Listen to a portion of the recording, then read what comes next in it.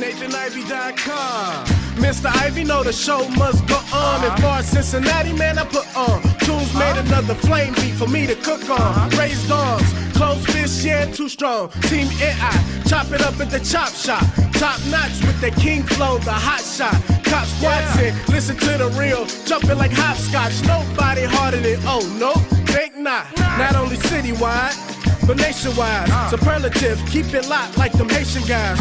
Put the truth in the airways, we talk about it. Brand new like the templates, let's be about it. Who got the info by the AM? Jono be the rapper, got them jamming when they play him. Staying in my lane, they ain't gotta okay him. Who the host with the scoop? Yeah, they gon' say him. Ivy, so superlative like a bag of drippos. Show you where the bricks at, Cincinnati red tag. One time where my people at. Team NI where my people at.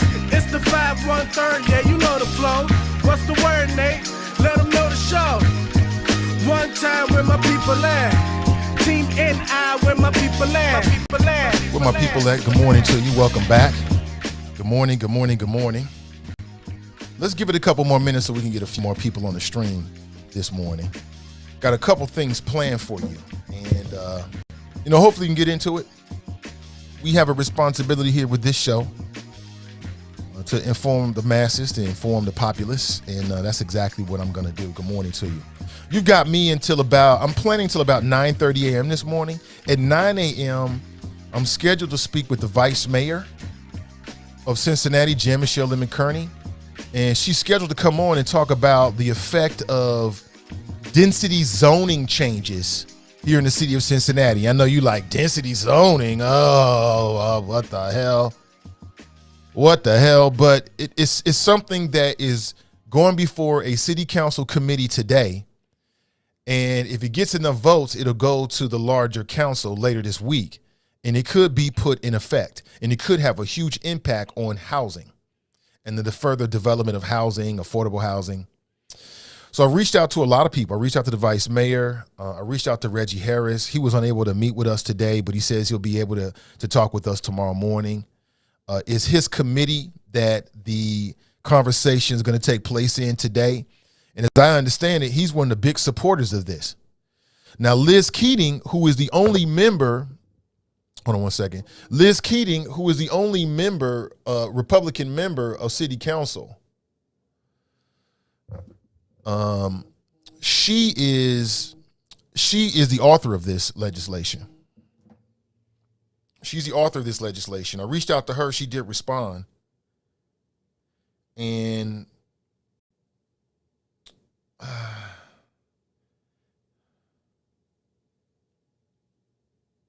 hold on one second. I'm responding to her right now, actually, in real time. I'm seeing she sent me a message. Give me 1 second here. I just want to switch my camera over so you don't see my mess. There it is. I think it's a little bit better. Hold on 1 second here. So I'm actually testing with Liz Keating. And she says she's available in the 8 a.m. hour.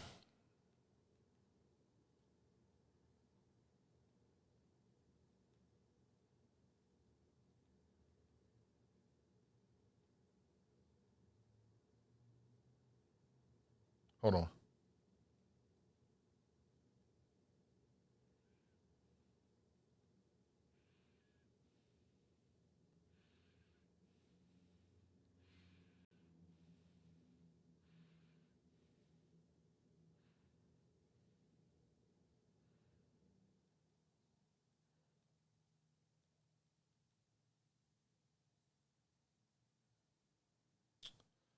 Okay, so trying to coordinate this interview with Liz Keating. You know me, man. I don't like to talk about. Listen, I want to talk with the people that's involved with it. We'll go straight to the horse's mouth, so to speak, and talk with those folks that have put this before us. So Liz Keating, Reggie Harris, that'll be tomorrow. Liz Keating, maybe today. So it might work like this. 8:45 a.m. we talk with Liz Keating. 9 a.m. we talk with Jan-Michelle Lemon Kearney. Tomorrow we talk with Reggie Harris. There's some other folks out there that I've reached out to who have a strong opinion about this. I just want to get to the bottom of it. Is this a good idea or not? What is it supposed to do? Is this good for Cincinnati or bad for Cincinnati? You know what I'm saying? I'm trying to get to the bottom of it, right? Let me see here.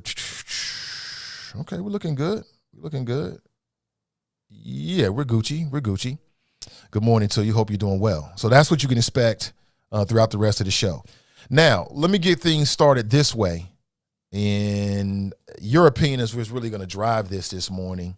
In 90 days, it will be easier to conceal and carry in Ohio. Are you ready?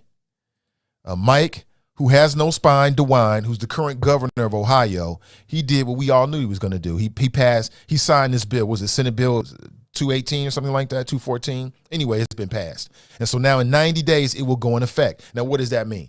Well, that means that if you want to conceal and carry, as long as you don't have any like disabilities or whatever's on that list that would bar you from having a weapon in Ohio, that you can carry a weapon, you can conceal a weapon in Ohio. What do you think the effect is going to be? Because we have a tendency in times like this to think, okay, it's going to be like the Wild Wild West, or black folks are going to get caught up with this, right? I totally understand all of those opinions. I totally understand all of those opinions, okay? But what does this mean for you? Are you ready? What does it mean to get ready for something like this? Off the top of the dome, for me, it means the mass proliferation of guns and more concealed carry Ohioans. I mean, if you feel like everybody else in the crowd is strapped up, you're going to be strapped up, right? I mean, more people who are strapped up, that means it increased the chance for somebody to get hurt, either by accident or tempers flaring. Everybody's built differently. You got some people out there that get a weapon on them. Now they big boying it. Now their chest is out.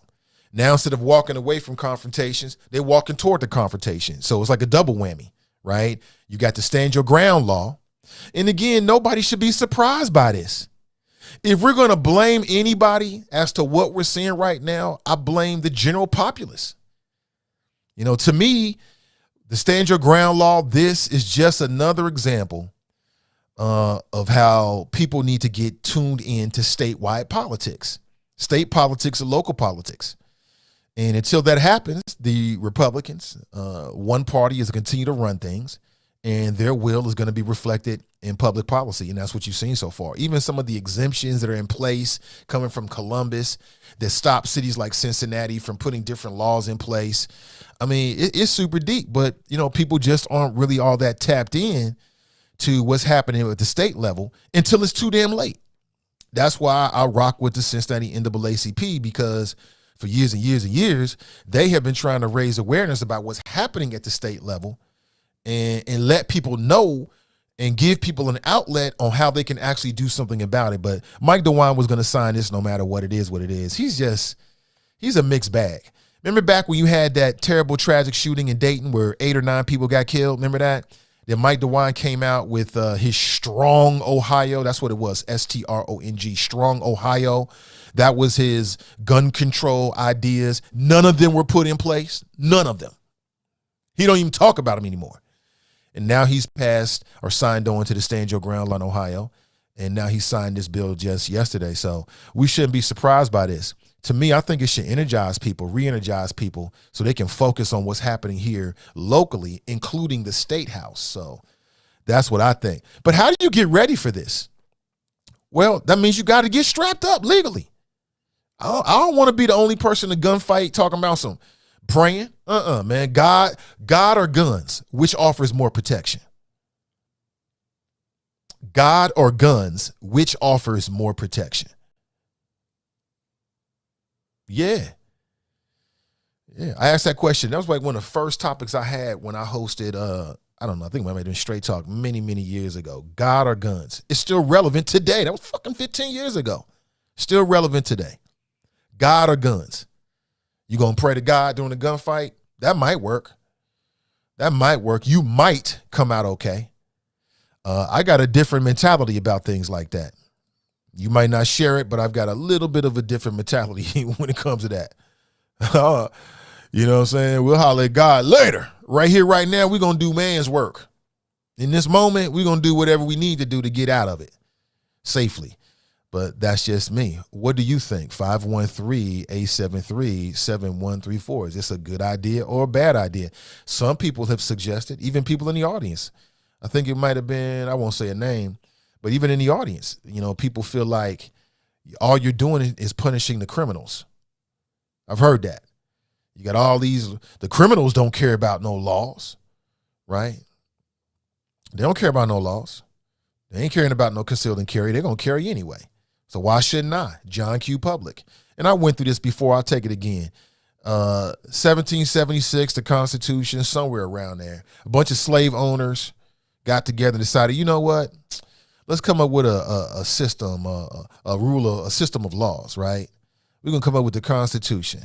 Back then, technology was at a place where, you know, you had muskets and gunpowder. It took you, 90 seconds, 2 minutes, 3 minutes? I'm not even sure how much time it took, but somewhere around there in order to reload. Now we live in a world where in 30, 40 seconds, in a minute, you can kill 50 people. You can kill 30 people in 60 seconds with the way weapons are today. Plus, the family structure is not what it used to be. Our health, our mental health is not what it used to be across the board, right? So many of our Americans are drugged up on some type of drug, and now we're going to give you guns. Okay, it is what it is. It is what it is. I mean, we'll have to deal with it. Do I think it's going to be like the Wild Wild West? No, I don't think that. I think just look at the states that have already done it. But I just don't trust Ohioans. I don't trust Americans, but it is what it is. This is what happens when you have one party that takes control of the state legislature. They do what they want to do, period. Now, what you going to do about it? They do what they want to do. Black people need to get tuned in to Ohio politics because what happens at Columbus affects every city in the state. Every city is affected by it. Every city. And you know, gone are the days where people sitting around waiting until the last damn second to try to do something about it. It's too late then. The Democrat Party needs to step their game up in terms of their statewide presence. And we're not talking about something they can turn around in one election cycle. We're talking about 10, 15, 20 years. But they need to get started. Are they? Maybe they are. I don't know. I don't see it. I don't see it. But maybe I don't know what to see. Vernon writes, Nathan, this is what the people voted for, so you have no choice but to be ready, follow the laws, and be ready. Right. I guess you're right about that, Vernon. I guess you're right. It's very unfortunate, but I guess you're right. So I want to talk about that this morning, 513-873-7134. I also want to talk about Mary J. I want to talk about Mary J. Blige just for a second because, sis, I mean, like from a commercialization standpoint, I understand. So Mary J. has a new album out. I have not heard it. I've heard like two tracks. I like them. I think they're good. I haven't heard the rest of the audience, the album, because Mary J. don't speak to me. Mary J. speaks to women who've been hurt by men. That's her audience.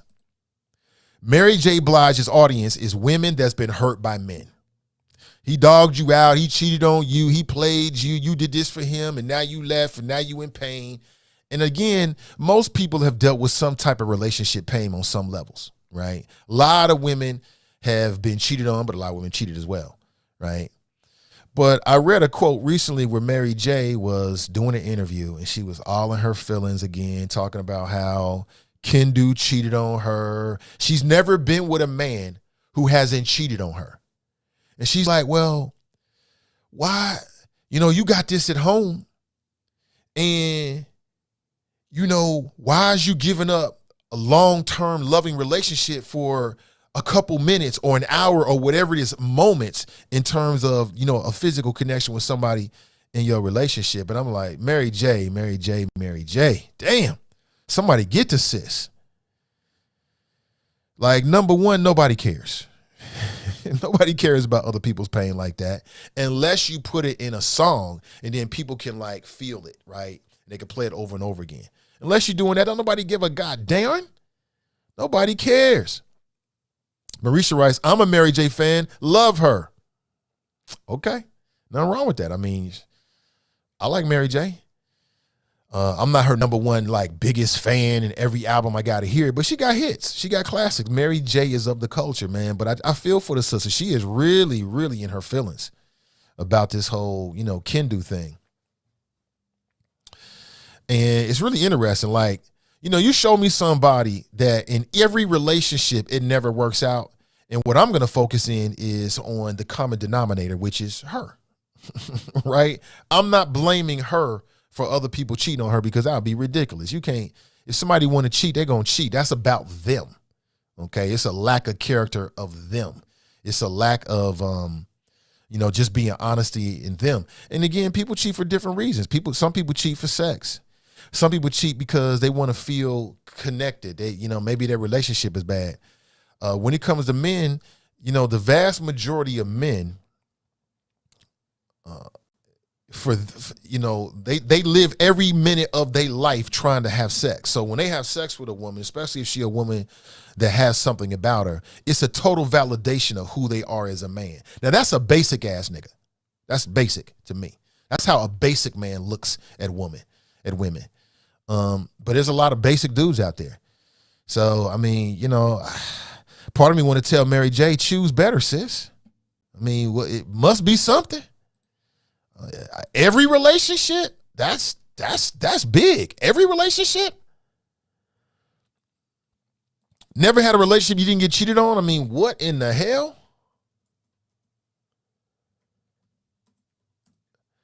That's deep. That's deep.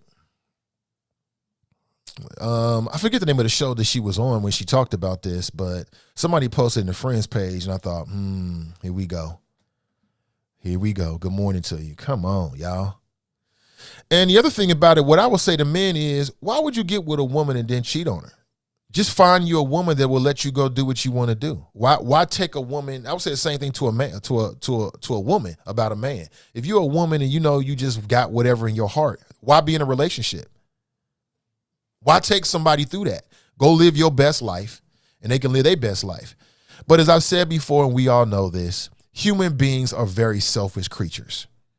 Human beings are selfish. They only care about what makes them feel good, what they want, what their desire is. The vast majority of basic human beings. That's how they are. It is what it is. Good morning to you. If you want to share your thoughts this morning, 513-873-7134. If you'd like to share your thoughts this morning, I would love to hear them. So again, I'm not the biggest Mary J fan. I feel for the sister. I feel for anybody. You know what I'm saying? Most definitely. And she got some dope ass tracks. She got some super dope historical tracks that you got to put in the pantheon of all time greatest hip hop, R&B. She's there for certainly. But sis need to just move on. It's over. Just move on, Mary J. Let me see. Jack writes, it's hard living with a singer because they be singing all the time. Think Mary walk around the house in the Mary dance way. She probably do, though. But that would be fun. That would be fun. She's doing a Mary J dance around the house, in the living room, in the kitchen. That's hilarious. Tiffany writes, good morning. Good morning to you, Tiffany. Tabitha writes, good morning. Let's chop it up. You absolutely. So let me give you a heads up. Coming up in about, what is it? We're looking at 40 minutes? Yes.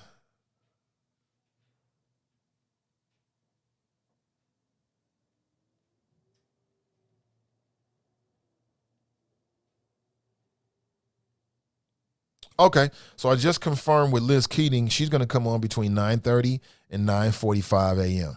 So it looks like I'll be with you until about 10 a.m. this morning, which I'm perfectly cool with. So here's how it lays out this morning. So at 9 a.m., Vice Mayor Jan-Michelle Lemon Kearney comes on. At 9:30, Liz Keating, white female Republican. She's the only Republican on city council. And as I understand it, she is the person that proposed this and brought this up. Tomorrow, we'll talk with Reggie Harris. As I understand it, black male Democrat. As I understand it, he's one of the strong voices on city council behind this. And me, I'm just trying, I'm information gathering. You know what I'm saying? I'm information gathering about this. I want to know what are the arguments for and against it, and then you and we can make the best decision. If you hear something that you don't like, what should you do? You should pick up your phone and either dial city council or email city council members and let them know how you feel. Call their office and say, look, I heard about this. I don't like it. You know, I want the council person not to support this. That's what you should do with this information. If you're somebody who feels like, hey, this sounds like a great idea, you should do the exact same thing, but what you're going to say is going to be different. Tell them you support it. Completely up to you. I just want to present the information to you. What's up, Curse One? Good morning, one and all. Good morning to you. cursed, huh? Vernon writes, good morning, Nathan Ivey. Good morning to you. Roots Tafari writes, morning, choppers. Good morning to you. Get to the chopper! Lemmy writes, good morning. Good morning to you, Lemmy. Mika writes, good morning, choppers. Good morning, Mika. Nat writes, good Tuesday, Nate and the choppers. Good morning to you. Shauna writes, number one, I'm ready. If you don't know the rules to carry and conceal a weapon, this is going to be a problem. I couldn't imagine being a police officer during this time. How many kids will this affect? It shouldn't affect any kids directly. Pardon me. Now, indirectly, it might. Like crossfire type of thing, or mom and dad gets into like a road rage or has to brandish the weapon, something like that. In terms of the rules, and we was talking with Donnie about this last week, I mean, I get it. You know, some rules, you should do all your research and understand what you're dealing with and what the rules are. And that's on each individual. You know, that's up to you. But Shauna says, I'm ready. I like that, Shauna. I like that. Stay ready. Vernon writes, Nathan Ivey, this is what the people, I think I read it already. How is this different from how things have been? You don't know if anyone is carrying before this law. This just made it legal. People have been carrying. Yeah, you're right about that. You're right about that. But there's a big difference, I believe, between the number of people who have a weapon and the number of people who are carrying a weapon. Right? There's a big difference. A lot of people weren't carrying a weapon because they didn't have a permit, and they decided that, you know, they don't want to go through the classes and they don't want to get caught up with the law. And they also don't want to open carry. They feel some kind of way about that. Some people don't have a problem with that. Me personally, I've never done it before, but if I decide to do it, I don't have a problem with open and carry. I don't care what nobody thinks about it, and I'm ready for whatever I got to deal with. That's just me. If I make that decision. I wouldn't think shit out about it. I might even forget it's there for a second. It's just what it is.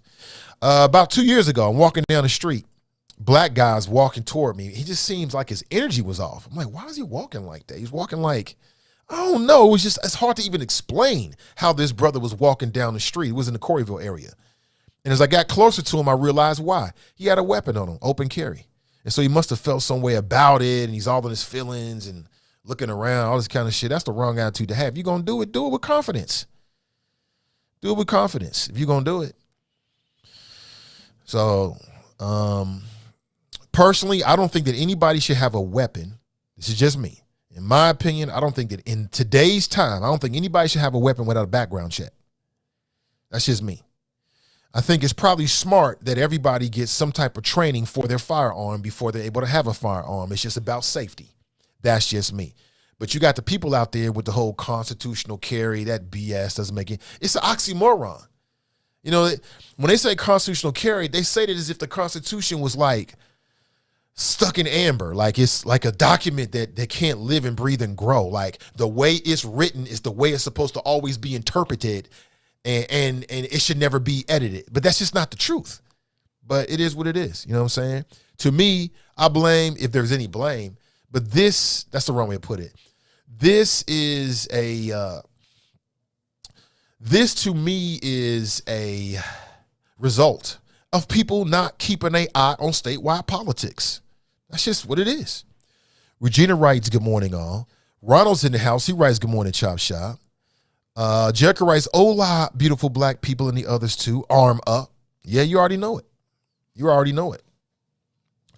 So this is definitely going to impact like the people that was doing like concealed and carry permits.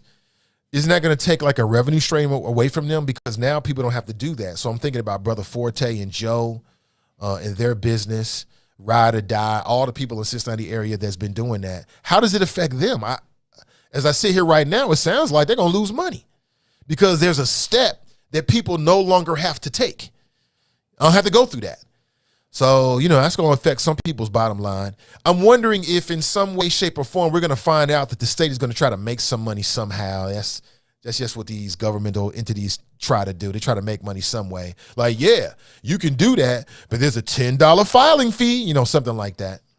We'll see. We'll see. Tabitha writes, vote, register, and take someone with you. Jared writes, this allows individuals with mental health issues to feel emboldened to carry a firearm, and who knows when they will have a breakdown and victimize innocent people. Correct, Amundo. That could be a possibility. That could happen. But you could argue that if somebody is mentally ill, they don't give a damn about no rules. They was going to conceal and carry anyway. I think the number of people in Ohio who are going to conceal and carry is going to go up. It's going to go up. It's going to go up. And is that a good thing? Is that a good environment or a bad environment? I mean, let's get ready for it. It's about to happen. It's about to happen. You got 90 days. It's going to be in effect. Now, you got people like me that went out and took the classes and went through the process. Maybe you paid your money, and now you ain't need to do any of that. But I still think that if you went through that process, you were ahead of the game because hopefully you had a qualified instructor and they taught you something about gun safety, about how to conduct yourself. It'll be interesting. I'm going to catch up with Forte, let this digest, but I want to get his thoughts on how black people in Ohio should conduct ourselves now. So look for that. It'll be a future conversation, hopefully. But I know he and I were talking about having him and Joe on anyway. And I think very fondly of those brothers and what they're doing. Some good brothers. But what does that mean? So how should black gun owners, because, the rules for us are a little bit different, as we just learned about the brother Ryan Coogler. We had a black man that called into the show yesterday, and I mean, this is crazy. But a black man called into this show and said that this brother should have called ahead and had the bank put his money to the side before he got there. His money. So we know the rules are different. The rules are different. If you're going to conceal and carry while black in Ohio, what are the rules? What are the rules? What should you be aware of? How should you conduct yourself? Right? Those kind of things. So look for that. Look for that. Shaba's in the house. I care. I am Shaba. You are hilarious.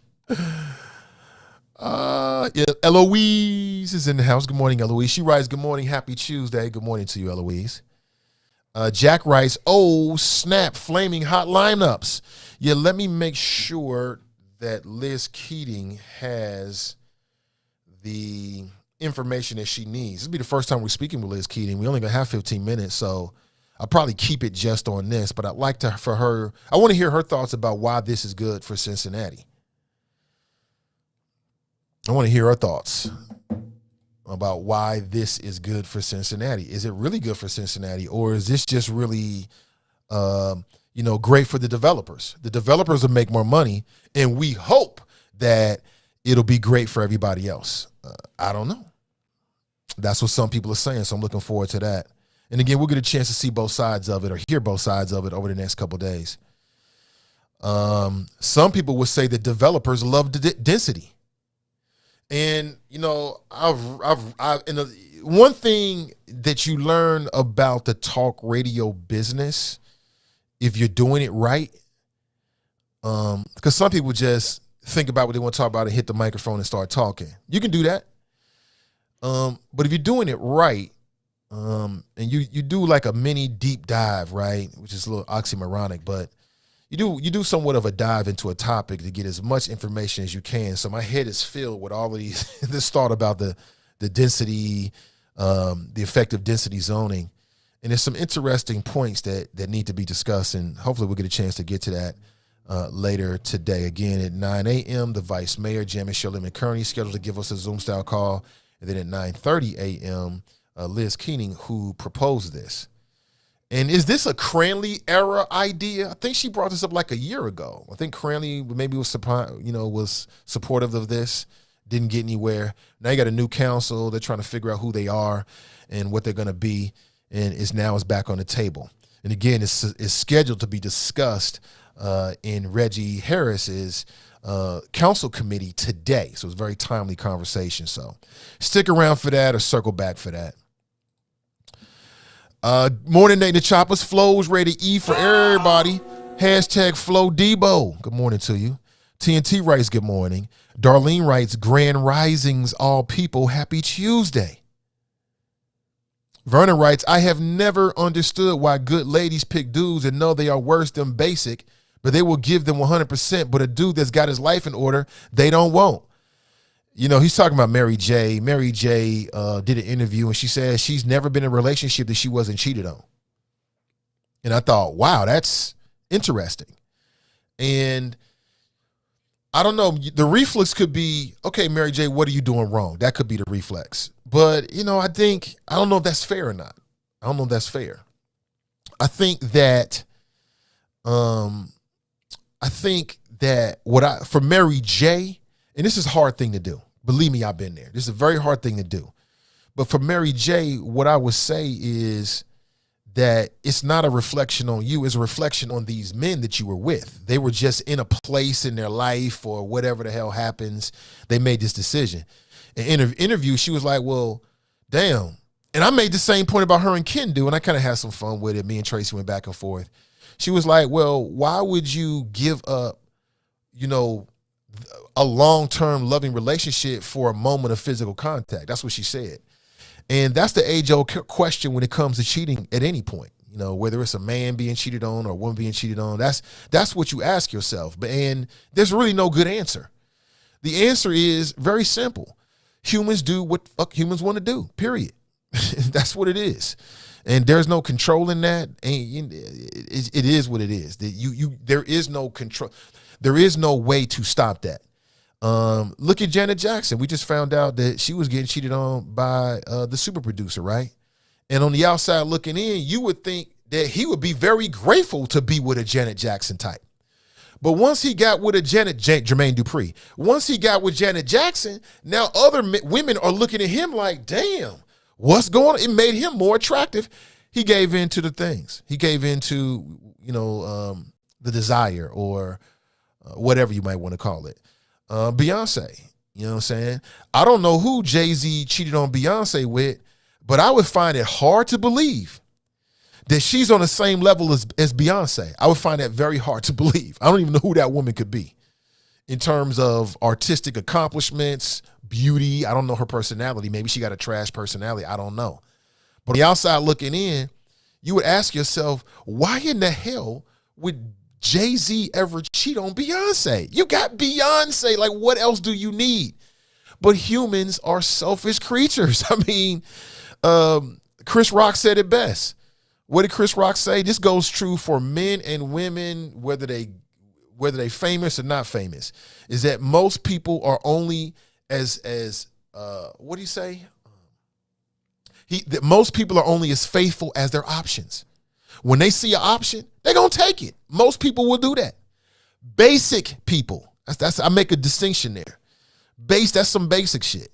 But it is what it is. It's a part of human interaction. So I would tell sis, keep your head up, keep moving. You know what I'm saying? You can't control what somebody else do, and it's not necessarily a reflection on you. Keep making your music. Keep doing your Super Bowl halftime performances, right? Keep doing your Mary J dance. That Mary J dance is everything, especially with the lightsaber when they Photoshop it, or not even Photoshop it, but when they edit it into the video, that shit is everything. Keep living your life, and later for anybody that's not where you trying to be. But again, that's what makes Mary J's music so good, is that a lot of primarily women have gone through similar situations, and they can feel her. It's like, I gave my best to him too, and he did what with my best friend? So I don't get it. On the other side of it, don't drag somebody through your BS. If you know you ain't ready, then just tell them you ain't ready. Just be cool. Don't have any kind of commitments. Just tell people what it is that you're going to do and let that be what it is. But I get it. If you're a dude and you can have Mary J and have some other women, most mofos is going to go for that. That's just how most Nick Wise is built. That's just what it is. More is more. More and more and more. It is what it is. TNT writes, I got mine. You better get yours. No worries. I'm trying, and I don't miss my target. I love the way that sounds. I mean, as a CCW, holder, that's how I feel about it. You know what I'm saying? I mean, okay. I mean, for me, it's really no big difference. I mean, I'm going to keep doing what I'm going to keep doing no matter what. I've already made my decision. I choose guns. If you ask me the question, which offers you more protection in these streets, a gun does over God. I'll pray, but I want to make sure I got Smith & Wesson or Glock or whatever the hell you might be carrying. just to give me a little added protection. Like, I believe in prayer. The power of prayer is phenomenal. It is unmistakable. I believe in the power of prayer. But I believe in the velocity of those bullets too. Them motherfuckers come out fast. It hits. So I believe in both. And in some situations, one is more important. So you out here, man, people are so crazy these days. You get into a road rage incident. I talked to a black female a couple years ago. It was on this show. No, I was back in commercial radio, and she called in, older black female, and she told me that she had been followed. She had a road rage incident, shouting back and forth. You put your window down, you flip somebody off, you hit the horn, and a white male followed her to the parking lot of the Cincinnati Zoo over in the Clifton area, and then got out the car, and she could see his weapon. Now, in a situation like that, what you gonna do? You gonna sit back and pray? Oh, sweet baby Jesus, will you come down and save me? Or do you want to grab something? I know what I want to do. I don't know about you, but I know what I want to do. So, and we'll just let the law sort it all out afterward. Because I ain't having it. And I know many of you feel the same way. You ain't going out like that. Do I think it's good policy? I think it's bad policy. Is it the reality of the world we live in? Yes, it is. And I live in the real world. It is what it is. Tanika writes, good morning, Nathan Choppers. Good morning to you. Nat writes, gun training businesses are going to lose a lot of money with the law. Yeah, I can see that. I can definitely see that. I know a couple people that do that. I know a few people, actually, 3 people that do that. And they seem to be, doing what they do. I would say that you would still need to, hold on one second here. What the hell was that? Stop sending me dumb shit. Somebody sent me some dumbass shit. I'm not reading that. Okay, hold on one second. I want to make sure I send this to Liz Keating. I definitely want to make sure she gets into the show today.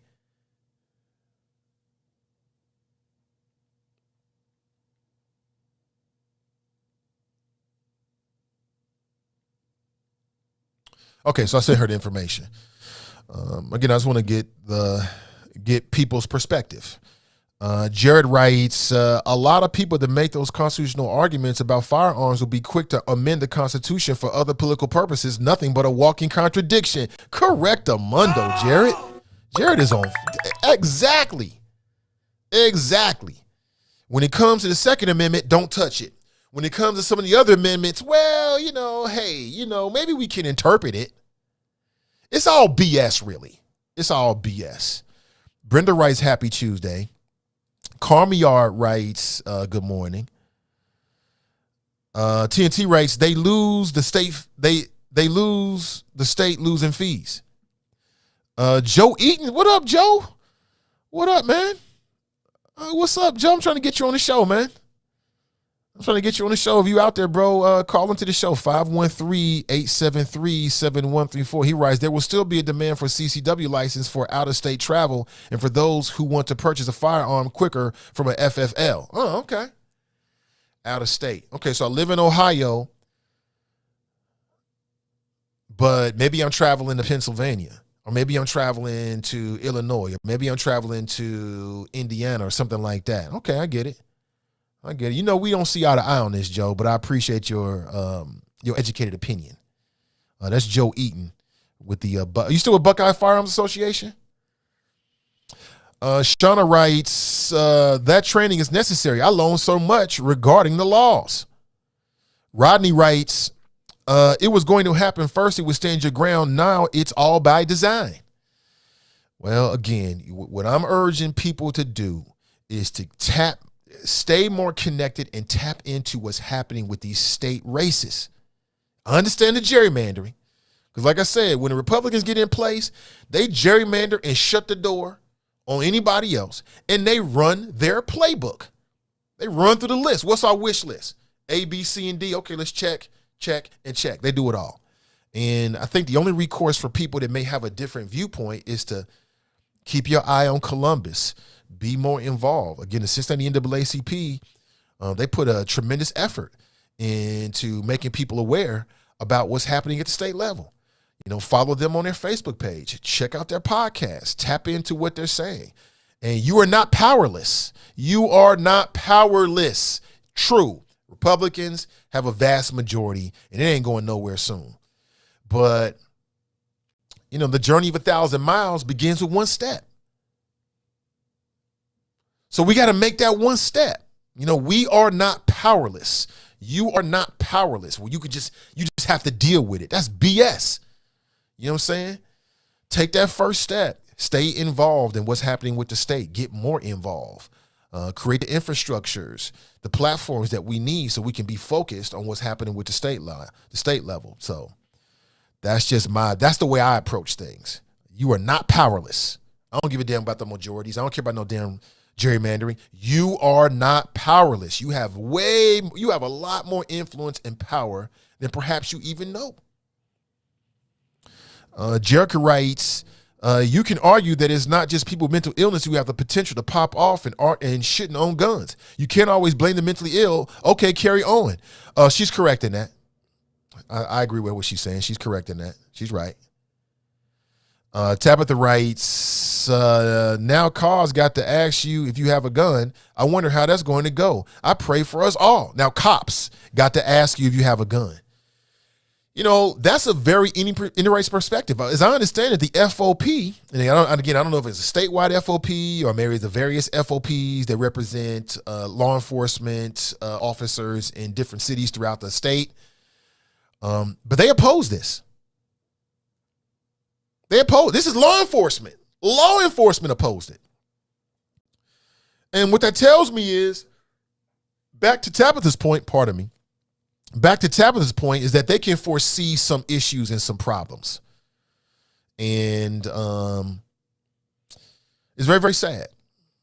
It's very, very sad. Speaking of law enforcement, we got to talk about this, the young sister that was shot. Remember there was a birthday party. And we spent a couple days talking about Ma'Khia Bryant. Remember Ma'Khia Bryant? Tap back in, family. Tap back in. Remember Ma'Khia Bryant? Hold on, I got an image for you. I'll show you for my friends over at NPR. They do great work. Make sure you check them out. Let me show you an image of Ma'Khia Bryant. We talked about this for days. We might talk about this for like 3 days. And she was the young girl. I think it was something going on. Anyway, she had a knife in her hand.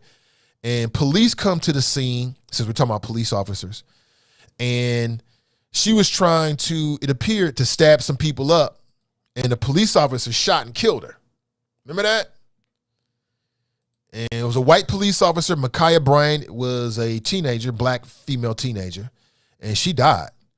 Here she is right there. Remember that? Well, the officer involved in the shooting has been cleared. And he is not going to be charged. Ma'Khia Bryant was killed in April of last year in Columbus by a police officer named Nicholas Reardon. And she was swinging a knife at a woman. And the officer was there. We watched the video umpteen times, man. I can't even remember how many times. She got shot 4 times and died from her injuries. The coroner listed the cause of death as a homicide. Homicide means you died at the hands of another human being. It's not the same as murder. And the officer has been exonerated, and I'm not surprised. I'm not surprised one bit, because we watched that video, and the officer showed up. He was like, chill, chill, chill. She was swinging a knife.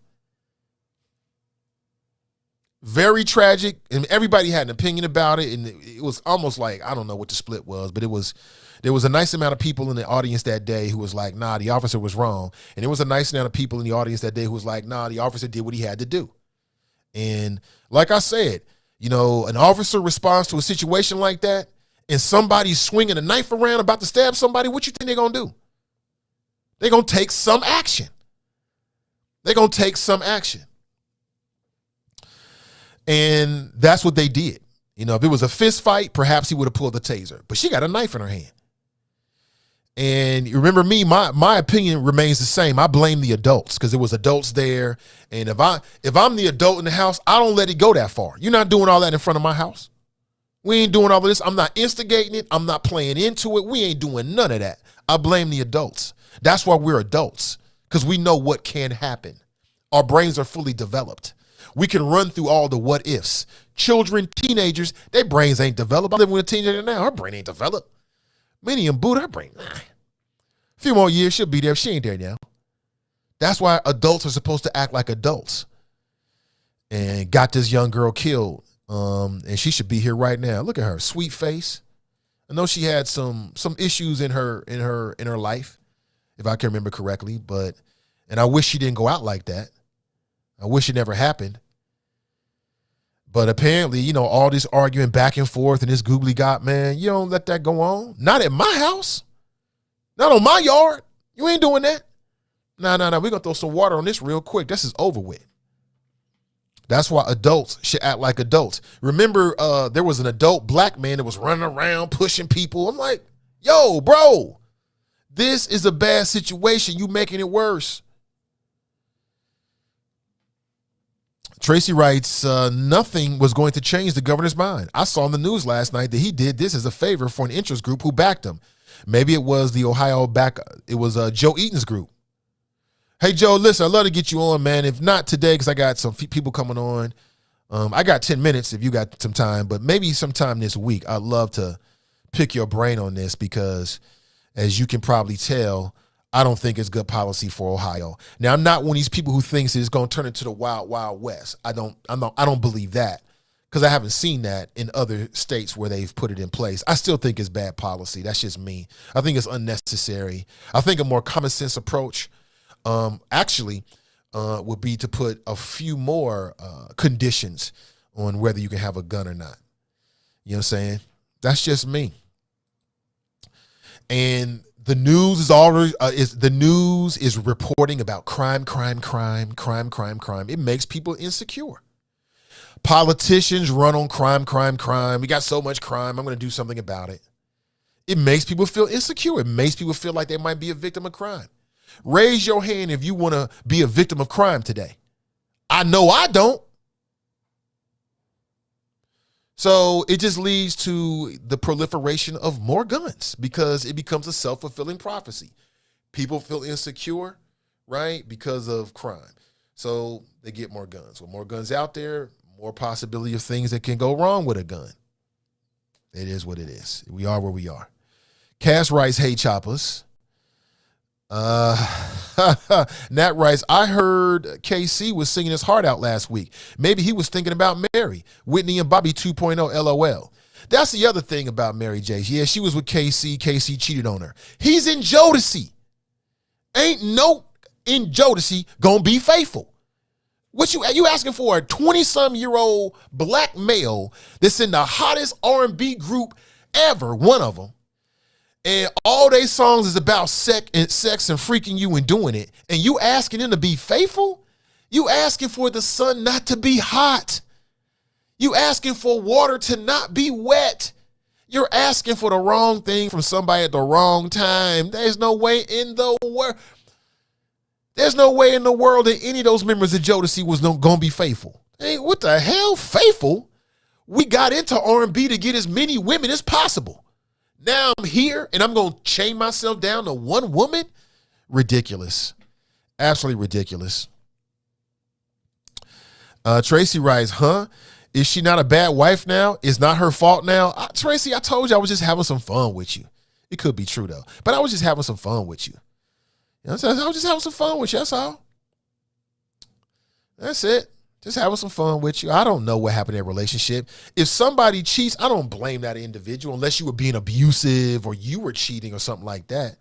I was just having some fun with you. And so when Mary J came out, this interview, I think it happened over the weekend, and she's like, man, I've never been in a relationship that I wasn't cheated on. I'm like, what kind of men are you choosing? Who are you choosing to be with? You know, don't choose a man or a woman to be with you if they're not in a place to be with you. Don't force them to be monogamous if they ain't really want to be monogamous. It's just as simple as that. Everybody ain't ready for that. You get it, ladies, you get with a man and, he's got all the things. He's got all the things that all the women would want. He living his best bachelor life. He meets you. Y'all got a connection. You think he's ready to give all that up? Now, what the problem is the lies. That's what the problem is. I'm not a big proponent of that. I'm a big proponent of being 100% with people. Whatever it is you're trying to do, just say it. But that means you got to deal with the consequences. You might lose that person, but that's what you want. Great. Live your best life. I don't have no respect for people that lie to other people in relationships about what they do. I have no respect for that whatsoever, because all you got to do is just be honest. And you can have what you want, but it comes with a cost. It comes with a price. Now, fellas, there might be some women out there that'll be like, hey, do what you want to do. But that means that they get to do what they want to do. Are you ready for that? Ladies, there might be some men out there that's like, hey, do what you do. But that means that he gets to do what he want to do. Are you ready for that? And I'm just a big proponent of just being 100%, because not to get too biblical, because I'm not that guy, but what's it say somewhere is in the Bible, or they say this somewhere, like what happens in the dark comes to the light. I have found in my lifetime that is always true. And what happens is people do shit, they get away with it, and they think, oh, I can get away. You never get away with anything like that. There's a price to pay, because, let's say you're in a relationship with somebody and you cheat on them and you never tell them, you know what you did. So it's going to affect you. And if it affects you, it's going to affect them in some way, shape, or form. That's just my opinion about it. In my humble experience, I don't have to be right, but that's just what I think about it. Dirt always comes out. It always manifests itself in some shape or form. Betting Public Sports Show writes, Nathan, you still bringing up Ryan Coogler? His account was red flagged at BOA. That day, the lack of general intelligence for the sheep in your audience is getting insufferable. His account was flagged. I did read that the teller said that there was some kind of flag. I don't know what the flag was. If we're going to be smart and intelligent about it, that means that there's probably different levels of flags. Maybe he got flagged for, I don't know. I have no idea. I still stand by what I said. That woman, that bank teller overreacted. And as she had taken the time to go talk with Ryan and look at his ID, she probably never would have called the police. But she gave in to her fears about black men and classism. I think it was Kev on the cell. He said it best. You got $12,000 in your account? Couldn't be. What kind of black man has $12,000 in his account? Must be something suspicious, right? Must be some kind of fraud. That's what the issue was. That was the issue. That's why I say she should have been fired. They should let her go. And if something like that, if I find out something like that happens, I wouldn't be upset. Like, she got a child on the way. She's an expected mother. I'm very sympathetic to those kind of situations. But sure, she got to go. She got to go because her actions could have led to that black man getting killed for no reason. And it all goes back to how much does black life really matter to you? Black life means so much to me that a mistake like that costs your job, period. That's how much black life means to me. People act like, oh, all they did was put you in a police car and, you weren't under arrest. They let you go. No harm, no foul.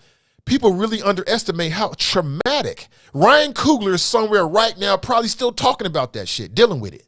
That ain't no easy thing to do with after we just seen what happened with George Floyd.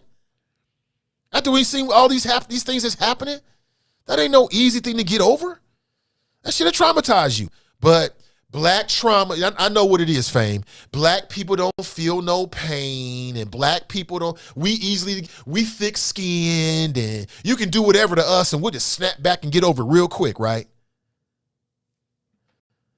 Ridiculous, bro. Step your game up. Jenny writes, I was there, and that's exactly who I thought about as he was singing. Is that right? You don't get with a Jodeci member at the height of Jodeci and then force them to be monogamous. That's not going to work. I don't care what they say. It's not going to work. Casey, Jozo, Mr. Dalvin, None of them niggas was going to be faithful to nobody in the universe when they was in Jodeci and Jodeci was at the height of their power. Why would they do that? Why would they do that? It don't make sense. Stop trying to force people to do something that they're not ready to do. They don't want to do it. And be real about what your intentions are. Be man or woman enough to just say whatever it is and deal with the consequences all the way out. Play it all the way out. But a lot of people ain't ready to do that. Curse One writes, weird thing is that no one wants anyone that wants that. Wait. Weird thing is that no one wants anyone that no one else wants. Right. That's why married men, a dude get married, all of a sudden women are looking at him. Especially if the woman he's married to got it going on, or maybe she's very attractive or maybe successful. That will make some women find the married dude even more attractive. On some levels, I guess it makes sense. Our primitive brains, our ancient brains, I guess women are like, oh, well, I guess he's suitable for procreation or something like that. It's like not even a conscious thought. Are men like that? Not really. I mean, from a man's standpoint, and this is some real basic shit. Basic brothers, basic men think like this, but a basic man would be like, oh, it's another man's woman. Oh, yeah, I got something here. That's how a basic Negro would think. But, it is what it is. Lemmy writes, good morning, gorgeous. I'm going to tell you something I don't like. I don't like what's happening with Kanye West right now and D.L. Hughley and all this kind of stuff. People and Pete Davidson and I'm in bed with your wife. I'm like, okay, that's not his wife anymore. And that's all she is to you is a trophy? That's it? I'm in bed with your wife right now. Like, okay, I get it. But karma's a mofo. Watch what you say. And then I know that Kanye and D.L. Hughley was going back and forth, and Kanye must have threatened him. And then D.L. Hughley said something about busting nuts or something like that. I know you acting like a nut, but not as many as the dude is having with you. I'm like, wait. You the same mofo that cheated on your wife, and then you weren't there for your baby. I'm talking about D.L. Hughley. You weren't there for your child. The child gets abused to death, and you got the nerve to talk about somebody else? What? This I'm telling you, the world is crazy. The world is crazy right now. I'm like, this is low class. Have some couth about yourself. You know what I'm saying? I mean, people do what people do, but have some class. Class ain't a thing no more. It's just do whatever. Everything. We live in a world where, narcissism is at an all-time high. We live in a world where narcissism is at an all-time high. People have never been as narcissistic as they are right now. Never. And hold on one second here. People have never been as narcissistic and caught up with themselves and self and full of themselves as they are right now. And a lot of it has to do with social media. You know what I'm saying? Social media has made everybody a performer on a stage. Everybody. Yeah, people are completely caught up with themselves like that right now. And it's all about me, I. And that's what Oprah Winfrey taught us. Oprah Winfrey taught us that, you should have everything you want at any expense, right? You deserve it. It don't matter if you hurt somebody. It don't matter if you destroy your family. It don't matter if you play yourself. If that's what you want, you're supposed to have it because you deserve it. So that's where we are right now. It's just, you got to deal with it. Lemmy writes, good morning, gorgeous. Same to you. Tracy writes, I know you're not team Mary now. Knock it off. I'm team the right thing. I'm team the right thing. And let's review, Tracy. I always maintain that can do what's wrong. I always said it. If you in a relationship with somebody and you decide that, you got a wandering eye or your passion has changed and you want somebody else, then do it. But tell them, this is what I'm doing.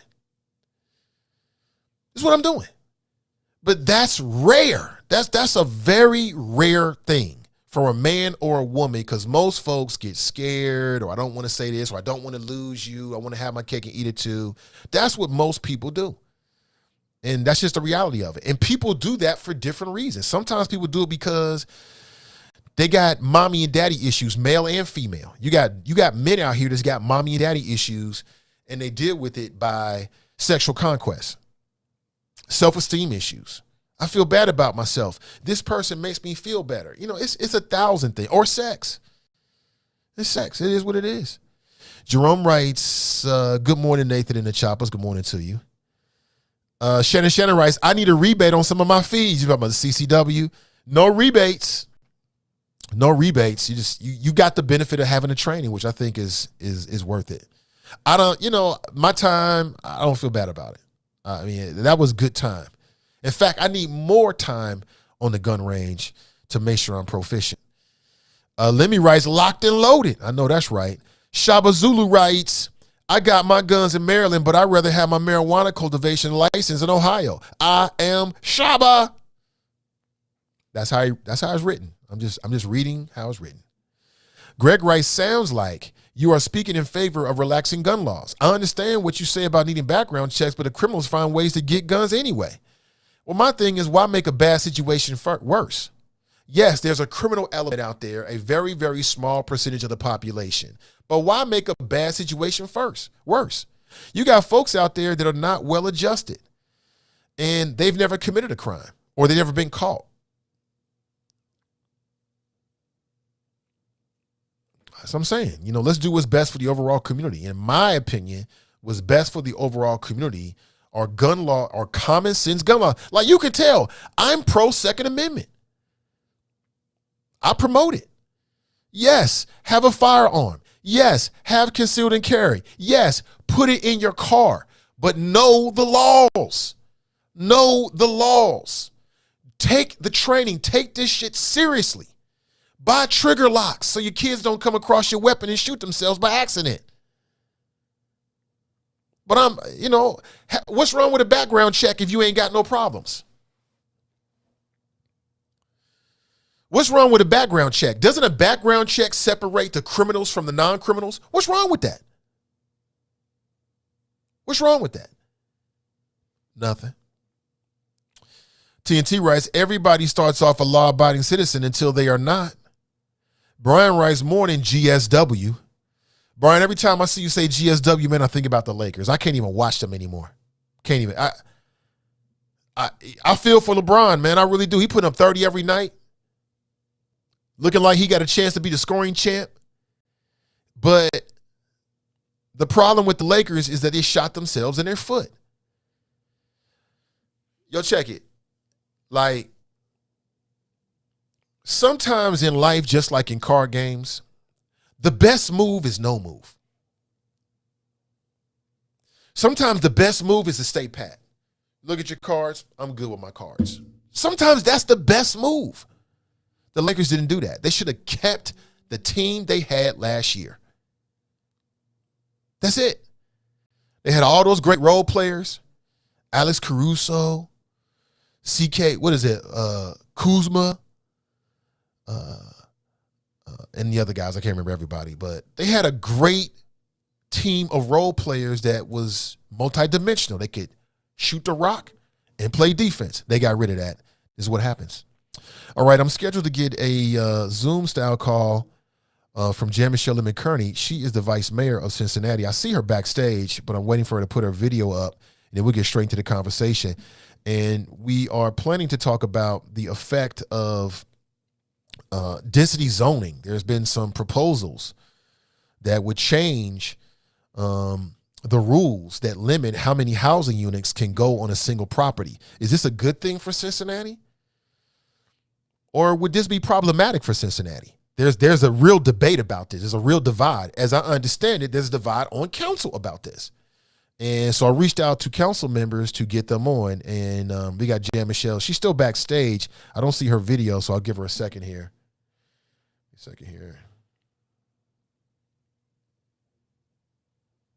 There, she just jumped off.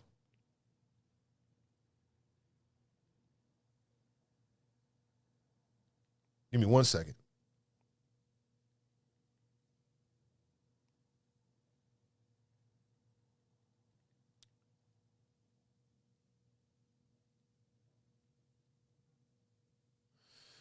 Yeah, she's trying to log in. I just sent her. I love to get her on the cam. You can actually see her. That would be great for the video side of things. But if we have any issues, I just sent her the telephone number. And yeah, I've been told she's been having some issues with her video. Okay, then we can get her on the phone. We can do it that way. And then talk to her old school style. Way before they was doing video on talk shows. People would just call into the show. And I'm down for that because I definitely want to have her on the show and to get her perspective. And then at 9:30 a.m., we're scheduled to get a call from Liz Keating, who is the person that proposed this. I understand that. And if I understand it correctly, she did this a year ago. Now she brought this back with new council, and then council is debating it. And then tomorrow, I think we're scheduled, I have to confirm, but I think we're going to talk with Reggie Harris, and he is behind this rule proposal, the changes as well. So we shall see. No, she's not in the waiting room. She's not in the waiting room right now. So again, I mean, if push come to shove, she can always just give us a call, old school, new school. Yeah, she might be having some issues.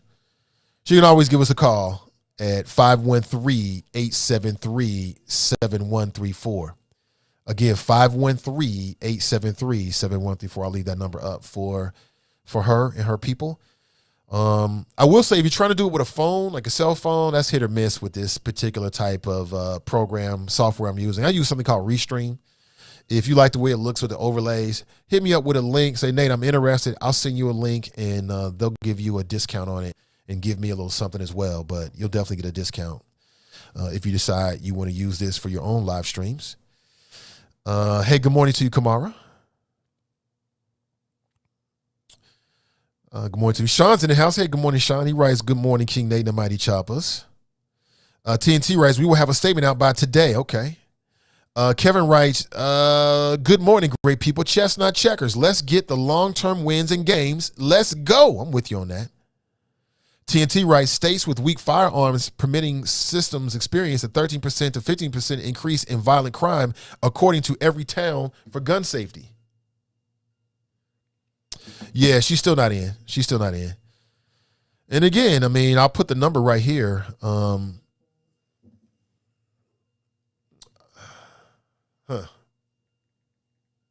Yeah, I don't see or hear her at all. Speaking with somebody who helping me make the connection, I do not see her backstage or hear her at all.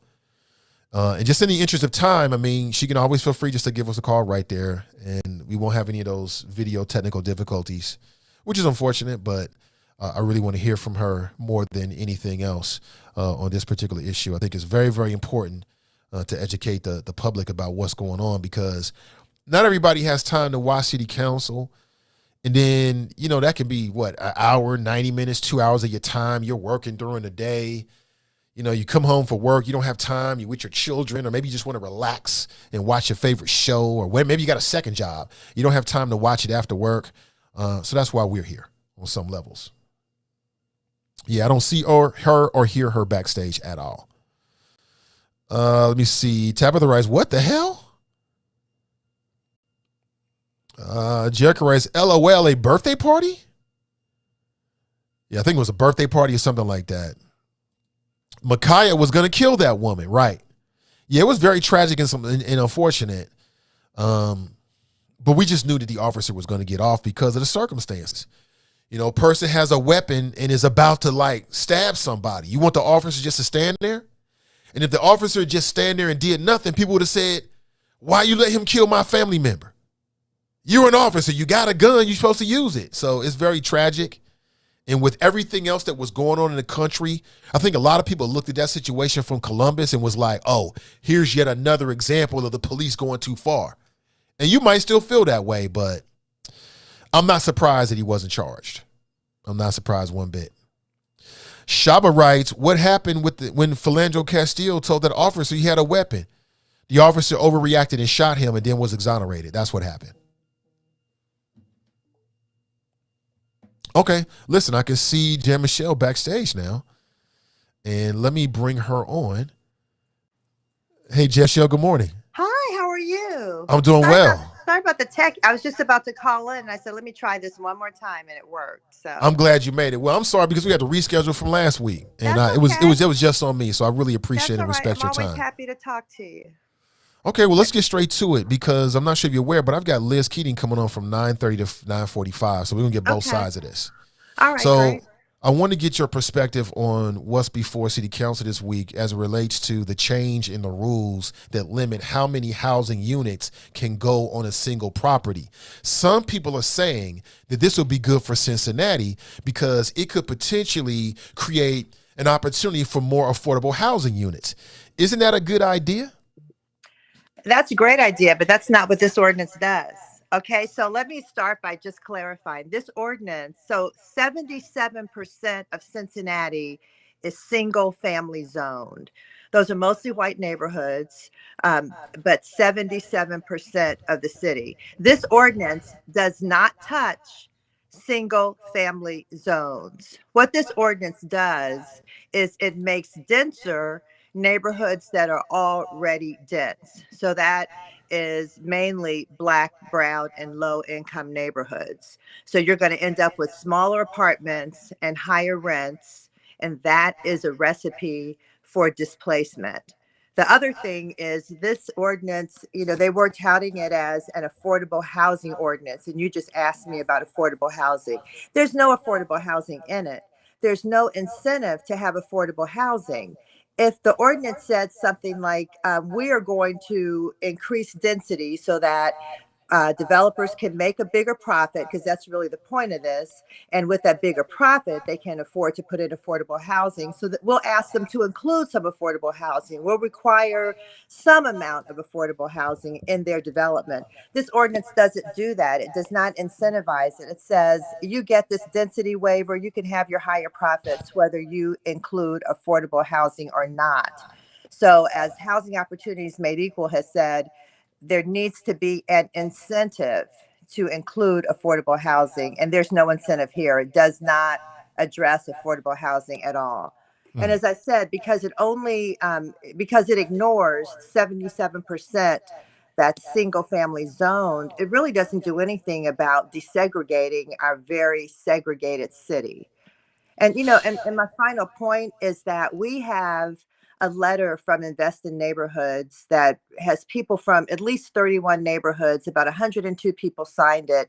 And they said, it doesn't fit. I mean, we might want increased density, say in our business district, or there might be even a housing district where we want it. But to say we want it everywhere, just because there's already multifamilies and you want smaller units, isn't what every neighborhood wants or needs. In West Price Hill, for example, their goal is to increase home ownership for low and moderate income families.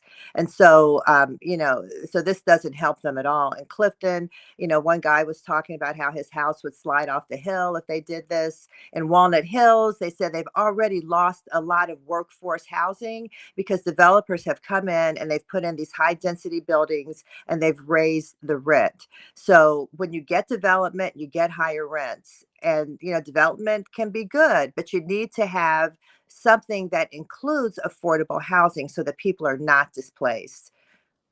It's a bad idea. It's a bad idea. It's really just a way of giving developers more profit and saying that's going to trickle down to affordable housing. And, we have a crisis. We have 28,000 units of affordable housing that we're lacking in Cincinnati. We can't afford to wait for a trickle down. We need a better plan. And we need a plan that does not just affect mainly Black, brown, and low-income neighborhoods.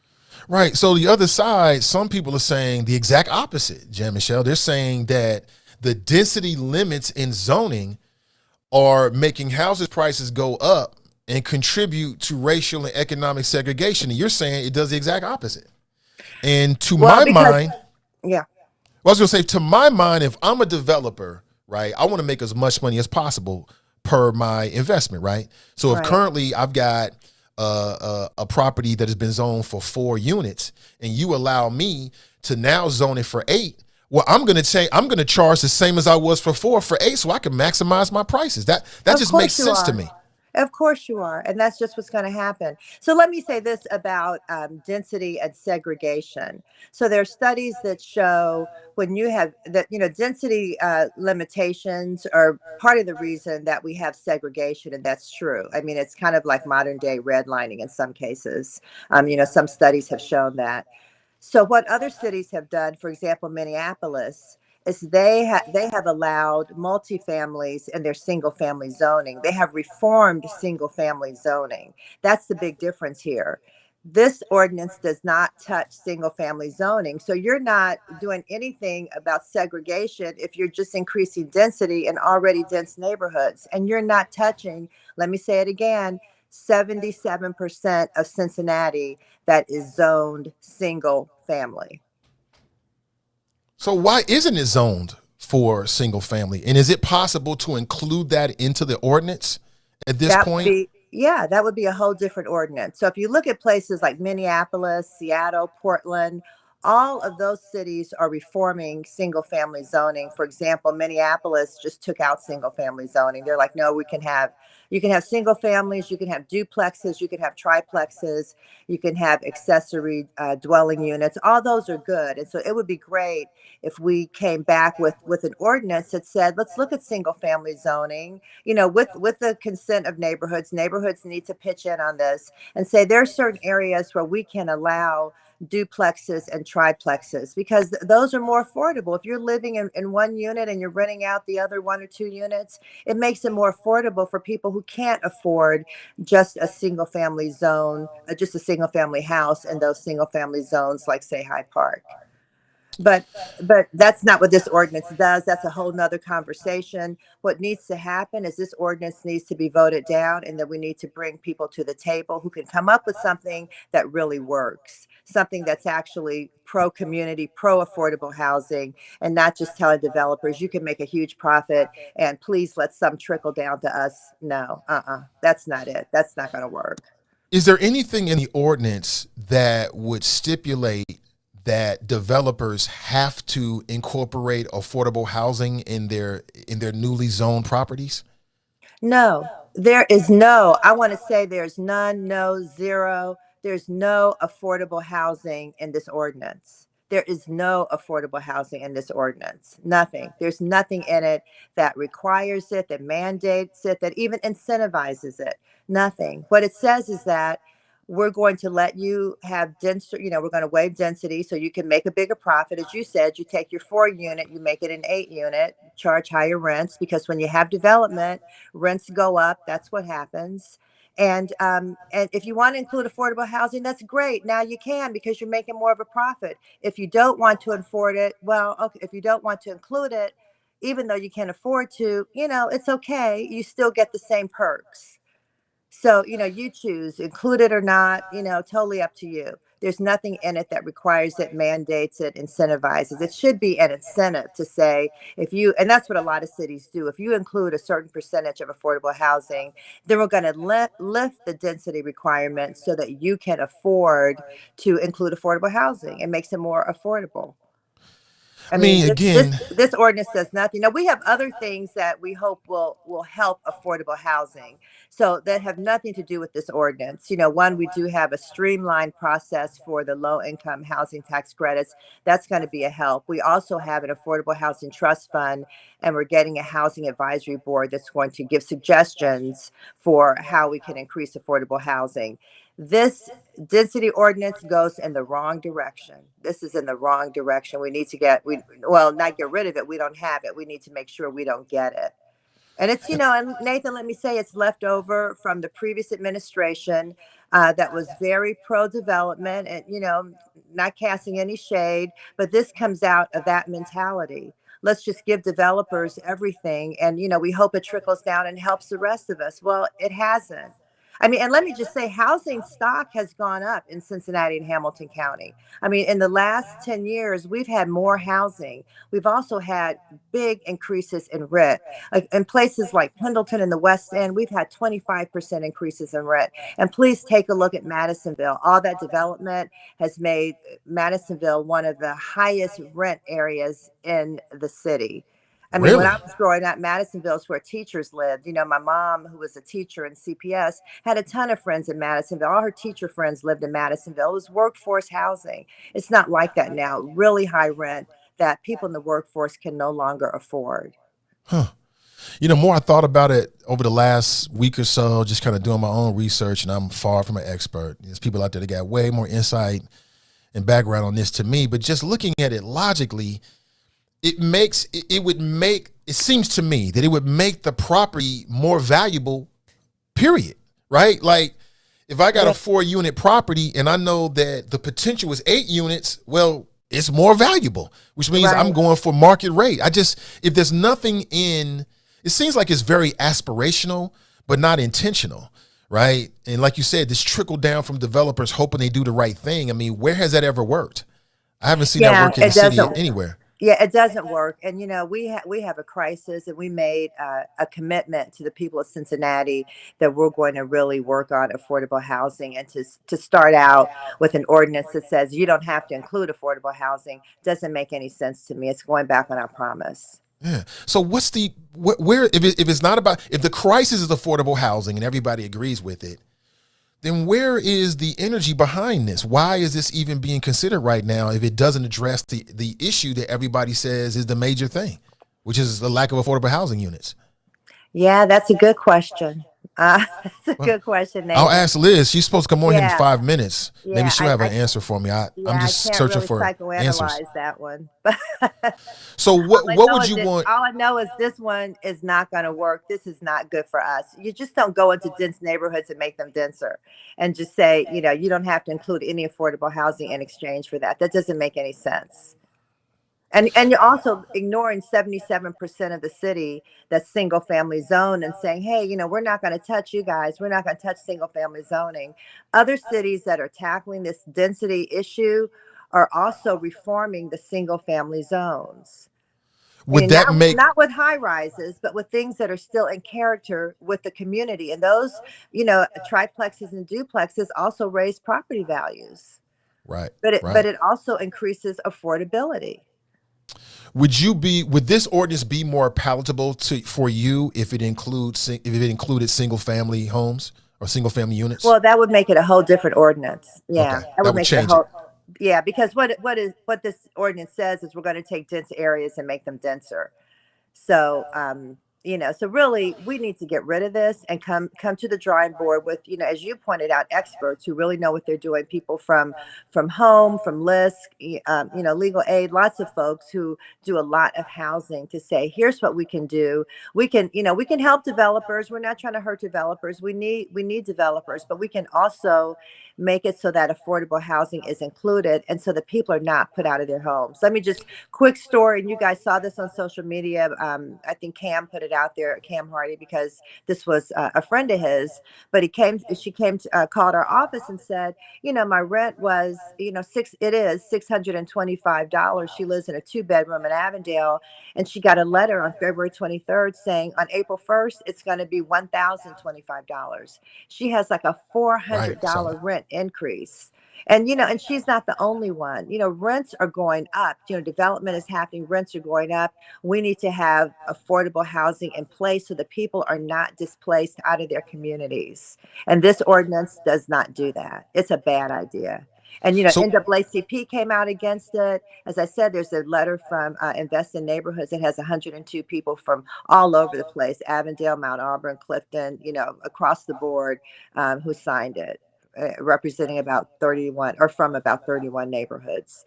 And we've been to a lot of community council meetings, and many of them have voted no on this. So I appreciate your time this morning. It's a bad idea. I appreciate you. Thanks for having me on. Just one last question. So what's the process? I know it's before a committee today. If it comes out of committee, does it go before the full council for a vote this week? And if so, what day is that? And what can the people do if they have some issue with it? The people can come and speak. They could have registered by 9 o'clock this morning to speak on Zoom, but without speaking on Zoom, they can come in person today at 1 o'clock to City Hall, and they would get 2 minutes to speak. If it gets voted down today, we could just drop it, or the chair of the committee, Reggie Harris, could use Rule 10.8, which means even though you all voted no, we're going to take it to council and we'll vote again tomorrow. Huh. Interesting. Okay. Yeah. All right. Thank you so much for your All time, right. Jan-Michelle. Thanks, Nathan. Appreciate all you do. Love your show. Thank you. Yeah. All Thank you right. so much. Bye-bye. That's the Vice Mayor, Jan-Michelle Lemon Kearney. So nice to spend some time with us, especially after last week. That was completely on me. I didn't feel good about that. As you can tell, I keep bringing it up because I respect people's time. Time is the most precious commodity. So there it is. We heard her perspective, and some interesting things came out. So if 70+% of the city is single family zoned, and that's the crux of the issue, then why isn't this ordinance touching single family zoning? And again, I just want to talk to Liz and have her explain to us how this makes sense, because I've began to formulate an opinion over the last week or so, just trying to do my own due diligence before we brought it up. And logically, it just doesn't, I don't see how. I think gone are the days where we hoping and praying, and she said trickle down. We hoping and praying that those that have trickle down to those that don't have. That don't work for me. That's never worked. That trickle down economic theory was some BS. I don't believe it. And just logically, like, I put myself in the position of a developer. I am not a developer. I know friends. I have friends who do that work. They seem to be doing well. But that's not the world I live in. But putting myself in that place, if I am a property owner and I've developed 4 units, and let's say these units are in a great spot, I'm asking for $2,500 per unit.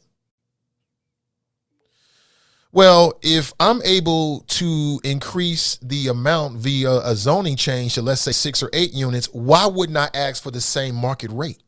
Why would I say, you know what, I'm only going to take 800 or 1,000 because we want to do something good for the community? That contradicts why I'm in it for money. I'm in it for the money. And I just don't understand why anybody would do that. That doesn't make any sense to me. I don't get it. So I see Liz Keating is backstage. I don't see her video. So I'll wait for her video to come up and then we'll bring her on. She is a member of City Council, elected for the first time. Remember, she was appointed. She took over PG Sittenfield's place. Remember that? And then she won re-election. And she is the only Republican on City Council. And I've been wanting to talk with Liz. I wish we had more time, just because I want to pick her brain as to what her thought process is going to be like. What's her flow? As the only Republican on council, you got 9 members down there. The mayor's a Democrat. You got 8 Democrats. What's your voice? What's your lane? I'm not sure if this is going to be the right time to do that. But we only got her for a short time. But Liz, if you can hear me, I can see you backstage, but I don't see the video. So I'll wait for the video to come up, and then we will welcome her on. But I appreciate the vice mayor making some time for us. She didn't have to do that. I really appreciate it. And then her people and folks that was working to make it happen, I really appreciate you, because I want to hear from the people that's out there actually doing it. And so we can make the best decision, right? So we can have as much information so we can make the best decision. I see Liz just jumped off there. And hopefully we can get her back on. I'm trying to think, was she a part of the NAACP's forums? I don't remember. Maybe she was. I don't remember. But I'll throw my number up either way, because same for Liz. If you're having some issues with the video, then you can always give us a call, old school, and I'll put you straight on. But what do you think about what Jan-Michelle Lemon Kearney said? Did it change your opinion about this proposed change to the density zoning rules? Are you still on the fence? Do you have an opinion? You might have already had an opinion. I'm not really sure. You tell me. Eloise is in the house. She writes, these property owners don't care. Some tack on more like water, gas, plus your rent. TNT writes, she was invited, but there was a scheduling conflict. That's right. Yes, that's right. So we never had a chance to talk with this particular software. And Liz, if you're watching and your folks are watching, you're listening, using a cell phone is hit or miss. I could tell that Jan-Michelle was using a cell phone. It's hit or miss. Typically it's miss, but every once in a while it seems to work.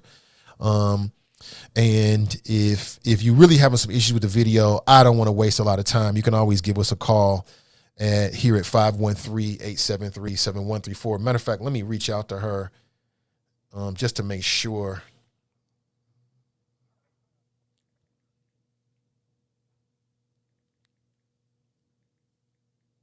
Yes, I think she's having some issues. So,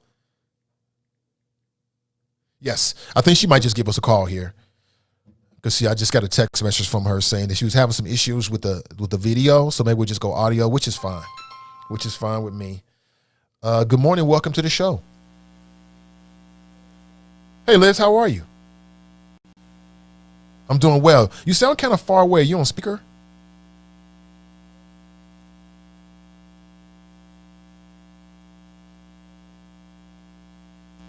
Okay, it's all good. Hold on, let me. Do you want me to try different headphones, or No, do you want no, me no. to take my headphones out and try a different route? No, I think this is working now. I think people can hear you. I think it was Okay. on my end. I didn't have you already plugged in. Can you hear? Everybody, give me a thumbs up if you can hear Liz, just to make sure before we get started. And as I wait for that, thank you for your time. This is the first time we're having a chance to talk. And I know, I'm excited. Thanks for the opportunity to join the conversation. yeah, I think I was doing Black Political, and I think Ozzy was interviewing you, and I was behind the scenes. That was the closest we'd ever gotten to. But maybe sometime in the future we can have you back on just to get your perspective, which is a very unique perspective. I mean, you're the only Republican voice surrounded by Democrats. And I've been, okay, everybody can hear you. So I've been wondering out loud to my audience ever since your election, like, so what's her lane going to be? Now isn't the time for that because of time, but maybe sometime in the future we can circle back around. Absolutely. I'd love to talk about that more later. Yeah, for sure. So let's talk about this. So are you the council member who proposed this? This is the proposed rules to the limit on how many housing units can go on a single property? Or was this something that was brought up a year ago? What's the history behind this for you? This came about a year ago in the Affordable Housing Subcommittee from last council. And what we did is we kind of looked at the whole picture and all the different moving pieces that need to happen to be able to make a move on housing in our housing supply in the city. So that's all the different aspects. And then since this new so we went through last year, went to Planning Commission twice. We did all kinds of town halls and public hearings, and we actually made a couple changes based on some of the feedback we heard, and then finally went to Planning Commission last month, and now it's finally coming to this council. And now, so it's a whole new council coming in versus last year in the Affordable Housing Subcommittee of what that came out of. But I will say this has been a really cool thing because it's been a nonpartisan issue because Reggie Harris has jumped on board and gotten in the trenches to help fight for this, knowing that this is one small change that we need to have happen in order to start moving forward with everything that needs to happen to be able to address our housing crisis. And we've been spending some time on this since last week and slowly, getting to this point. And myself has just been slowly educating myself about both sides. I do know there were two distinct sides on this, perhaps even on city council. So I'm super glad to speak with you. So from your perspective, tell the people what are the proposed changes, and what do you think, or what is what are they supposed to do? How does this benefit the city? So what this does is it doesn't change the size of the buildings. What it does is it allows more units inside the building. So back many decades ago, and including as recent as the late 90s, throughout the city, things were downzoned. So that limited the number of housing units we can actually bring online, which means we're bringing less units online. And as we get more people, we have much lower supply. So costs are going up. And we're not building housing fast enough to be able to put roofs over everybody who lives here. And that's a problem. And so as the demand increases, but the supply decreases, costs are going to shoot up. And so we need to build more housing at all levels because all levels impact each other. We need more housing in capital A affordability with subsidized housing with vouchers. And we need more market rate housing to be able to naturally drive down the cost of housing because that market rate actually impacts the amount of vouchers we need for subsidized housing too. So we need it across the board. So what this does is it makes it easier for developers to bring more housing units online. So take OTR is a great example. We have 453 less units in 2020 than we did in 2010. And that's because a lot of the buildings that have been redeveloped were not redeveloped to the standards that they were built in. So say a building could fit 10 units in back in the day when it was built, say in the 40s or 50s. If it was redone today, you could only build 5 units in that building. I'm just throwing out numbers, but that's what the downzoning means. So you can only have bigger units. So every time you redo a building, you're bringing less units back online, which means more people are getting displaced because you're lowering the number of housing units that you have. So this makes it easier and more affordable to be able to get more housing units online so we can continue to increase that supply. And I will keep saying this. This is just one piece of the big puzzle. There are so many parts that we need, but we need to be able to remove some of these restrictions because it's blocking the ability to build more housing. Okay. So I'm trying to figure this out logically because I'm not a developer. And I'm not like some super academic expert who spends a lot of time looking at the numbers. I'm just looking at things logically. If it makes sense, it makes sense. So I do know there have been instances in the city where people have been displaced because developers have raised the rent. And so the space is available, but the people can't afford it, right? So isn't the issue that is before city council, the most prominent issue, the lack of affordable housing units? It's both. It's the lack of affordable and lack of market rate. It's just lack of housing altogether. So you have 10 people who need a place to live, but you only have 4 apartments available. Which of those 10 people are going to get in those 4 apartments? The people who have a lot of money and can compete for the higher prices. Right. If you have 10 people who need apartments, but you have 12 apartments available, what's going to happen? Those landlords are going to have to compete for those 10 people because two landlords aren't going to get somebody to rent out their space. So they're going to have to lower the rent. So when we don't have enough supply, those landlords can continue to raise the rent because market says that there's tenants who will pay for that rent. So we need to continue to increase the supply overall to drive down those costs. And we're talking market rate there. We still need capital A affordable. They're two separate things. So we need to be able to work on both at the same time. We can't combine them because they impact each other. Okay. So it sounds like, because I was going to ask you, is this ordinance about affordable housing? But it sounds like what you're saying is this is not about affordable housing. This is about housing in general. And there might be some other ordinances or some other ideas that address affordable housing. Am I reading that correctly? Yes, I would call it housing affordability. So let's take, for example, 2 critical jobs today always have been critical, teachers and nurses. Those salaries are not low enough to qualify for subsidized. But those salaries, they should be making $1 million a year, in my opinion, but they don't make $1 million a year. Those salaries aren't high enough to be able to compete with other people who are making a lot more than them to then compete for that, those limited number of apartments or houses to be able to stretch their dollars further. So that's why we need both. We need both. We need the market rate so that we can naturally drive down the cost and have affordability in our housing units in the city. And then we need the other track where we continue to put money in our affordable housing trust fund to continue to build subsidized housing and get those vouchers so that we can get the housing that we desperately need for those people who need it. Okay. I appreciate your time. Questions are coming in.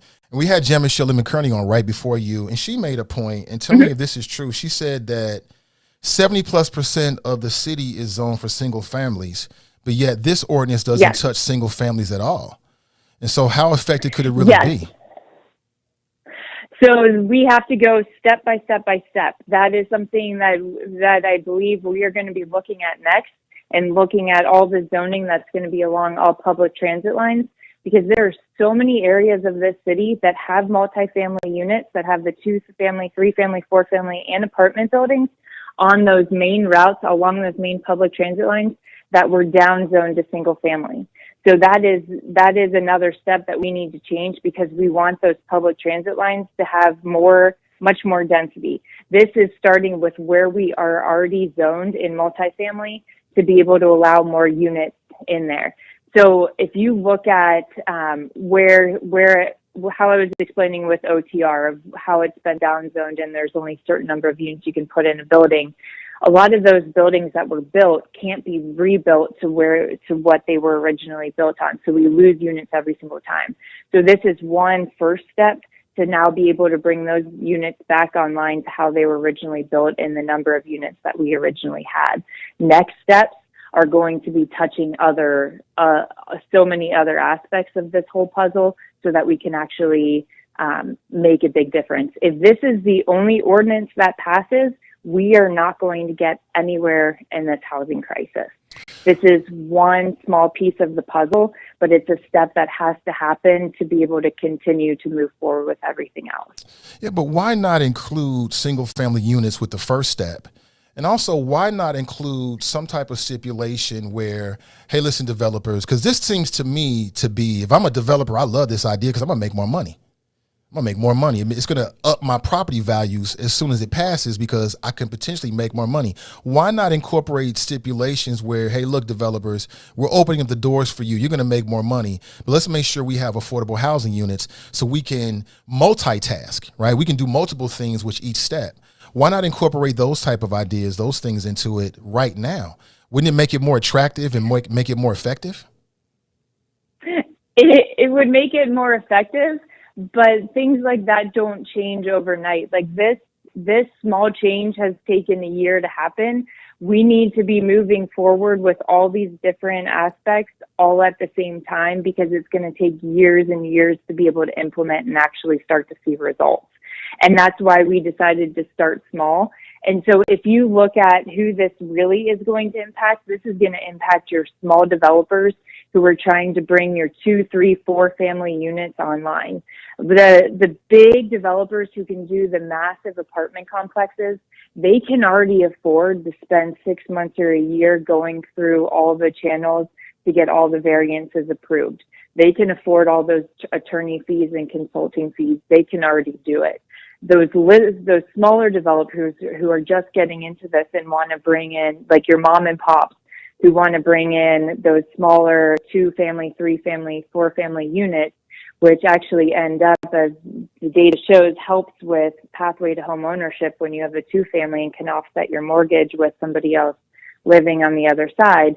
These smaller units are only brought on by the smaller developers, and those smaller developers can't afford to spend that 6 months or 1 year going through all those process and all the bureaucracy to get the variances approved to be able to build their 2-family or 3-family. So that's what this does. This really opens up the pathway for those middle range buildings, not the big ones and not the single family. Why are housing advocates against it? I know that there's a lot of people in different neighborhoods. They sign on to a letter. They're all against this. Why do you think there's so much opposition to it from people in the city that are, in that lane working on affordable housing and dealing with housing on a daily basis? If it's such a good idea. Well, we have some advocates that are for it, and we have some advocates that are against it. And some think this ordinance doesn't do enough, and they want to see more in the ordinance. And there are others that think this does too much, and they don't want that much change. Which advocates are for it? One of. Actually, we are waiting on some letters, so I will pass on the letters as soon as this is over. But I don't want to jump the gun on them. So nobody is. I mean, to this point, publicly, which advocates have come out in support for it? I know that Reggie Harris is. If I'm a developer or maybe like the business community, I love the idea. But who else locally has signed off and said, yeah, this is a great idea? Let me get you those letters because I'm waiting on a few letters that are supposed to be coming in for today for committee, and I don't want to jump the gun on that. But I will pass those on that you can share. Hey, Liz, can I give you my opinion about it real quick? I know your time is short. Can I give you my? Please do. Okay, so let me give you my opinion about it. And I have a strong opinion about it. And I've formulated this after listening to a lot of different sides and trying to get as much information as possible. I don't like it. I don't like it because it seems aspirational rather than intentional. And I just feel like every move that council should be making along these lines should be with intentionality. To me, this sounds like, let's give developers more tools to make more money, and let's hope they do the right thing. If I'm a developer and I got 4 units and I'm making $2,500 per unit, and you give me the opportunity to make 8 to expand to 8, then I'm going to sell those for $2,500. I'm going to make as much money as possible without any incentives or any, I'm not even sure you can do a mandate or any requirements or anything like that. Why wouldn't I just go for as much money as possible? That's what we've seen in the OTR. That's what we're seeing in Madisonville. Why would anything be different now? Why isn't this just a blank check to developers and we just hope they do the right things? That's what it sounds like to me. Because the supply is too low, and that's why landlords can continue to charge those high prices, because there's a competitive market, because there's more people looking for housing units than there are housing units to actually move into. And that's where I was giving the analogy of the 10 people looking for 4 units or the 10 people looking for 12 units. If we can get to the point where we have more housing than we need, then we're going to naturally be able to drive down the cost. But if we continue to restrict the ability to bring more housing online, we're never going to drive down the cost. The cost is going to keep going up and going up and going up because there's not enough supply and there's too much demand. But Liz, there's another factor. You're right, supply and demand. But the X factor is affordability. You can have all the units in the world that are available, but if people can't afford them, they're not going to be able to live there. And so won't that just lead to a higher concentration of people that can in these dense populated areas? And then the people that cannot will be pushed off to areas that are not affected by the zoning changes? I mean, logically, that's what it says to me. What am I missing? It's the supply and demand. You're continuously still seeing this. So the census data shows in the last 10 years, 12,000 people have moved into the city, but we've lost 2,000 housing units. The reason we keep going down in housing units is because there's so much restriction on the ability to bring new units online. So if we continue to restrict new housing units coming online, we're going to continue to grow without having places for people to live, and those costs are going to continue to skyrocket. We've got to find a way. And then if we go back to and that's the affordability piece. We are naturally driving down the cost to create the affordability. And I want to keep pointing out that we're still moving forward on all the other aspects to get the capital A affordable housing, subsidized housing, those units online too. So your argument we have to move on, but we have to move both tracks. So let's take OTR. And I'm sorry, Liz, I didn't mean to talk over you. Please continue. No, go ahead. Well, I mean, I'm just trying to make sense out of this. So let's take OTR. Everybody knows that OTR's rent is high. Your argument seems to be that the part of the reason why the rent is so high is because the supply is low. Is that correct? But what I would argue is 453 less housing units today than we did 10 years ago. Even with all the development that has happened in OTR, we have lost housing units because there is a restriction on the number of housing units that can come online. If we had more housing units, it's going to help drive down the cost. But we're continuously building more and building bigger, and that means less units are coming online, so less people can live there. I don't know. I just still believe that if I'm a developer in the OTR and you allow me to increase via a zoning change to 4 more units, I'm asking for the same price. I'm trying to go for the highest price possible because I may be able to get it. And I just don't see a scenario where it's kind of like, well, I'm charging $2,500 a month for rent. I got 4 more housing units.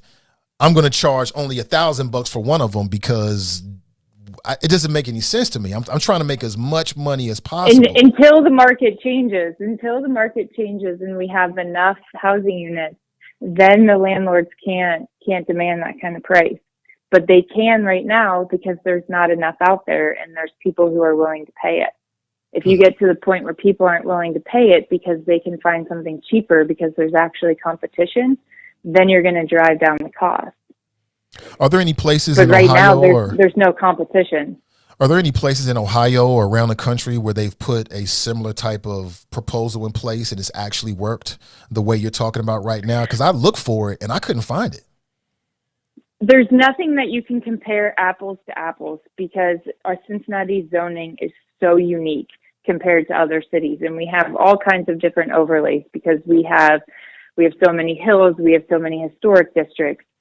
We have some areas that have done the form-based code. So we are just a very complex, messy, in my opinion, very outdated zoning code.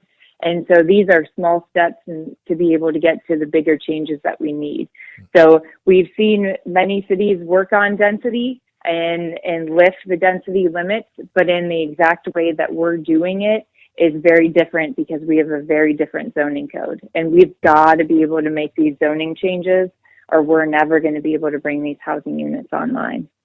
Well, Liz, thank you so much for your time, and don't be a stranger. Hopefully we can catch up and, form a relationship. I'd love to. And have you on more often and kind of pick your brain about how you see things. So thank you for your time this morning. I'd love to continue. Yeah, thank you. And this housing fight is not over. This is just one small step. So we have many, many more things to keep discussing and keep fighting for, so we can get everyone in this city under a roof. Every kid deserves to have a roof over their head. Well, I agree with that. Hey, Liz, thank you so much for your time, and have a great day. Thank you. You too. Yep, most def. That's Liz Keating for the first time. Got her on the show. Y'all know I've been talking about Liz for a minute, like, okay, who's she going to be on council, and, what's her style going to be? I mean, she's the lone Democrat surrounded by Republicans. How's that going to work? But we got a chance to talk with her, pardon me, this morning, and I want to know what you think. I'm just asking the questions and being honest. I was honest with Liz. I don't approach any interview with me. I do not believe in the gotcha moment. I don't do gotcha. I don't do any of that. I just simply ask questions. I got a lot of questions, and I just want questions to be answered. I remain, nothing that she said changed my opinion. I told her my honest truth. It just seems like this is like a blank check for the developers, and it's very aspirational rather than intentional. And we should be making intentional moves. And if this is going to be a series of steps, then let's make that first step the most explosive step. You know what I'm saying? It's like basketball. That first step is everything. And let's do as multiple things with the first step. And I hear what she's saying about supply and demand. I feel like there's some other factors that perhaps she's not focusing on. Like I said, just like right now, you know what I'm saying? You got spaces open from time to time to open up and over the Rhine. You can't afford it. So affordability has to be a part of this on some levels. And I'm just not convinced that this is the right step for Cincinnati. Like I said, I know red tape gets a bad rap. Nobody likes red tape.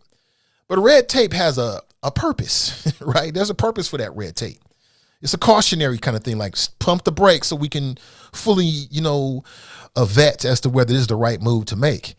And I'm not really sure. And it doesn't touch single family units. That's the majority of the units in the city. So what are we doing here? This came from the Cranley era. We know Cranley was very, very, very, very, very, very, very, very, very, very, very, very cozy with local developers. We know that. And is this sort of like, hey, I don't know. I had to look at the campaign contributions for all of the council members, because I know these developers be spreading that money around. Is that what this is? I don't know. It makes me wonder. If the number one issue is affordable housing, then the number one move should be affordable housing. None of this, it's going to be a series of steps, and it'll just be one piece to the puzzle. We're going to be other things we're going to do later, huh? That's like if you got a cut on your arm, you break your leg. Your leg is broken. You go to the doctor. They're like, hey, I see your leg is broken, but you know what? You got a little cut on your arm here. Let's get you some Bactine, and we're going to take care of that cut on your arm first. Your leg is broken.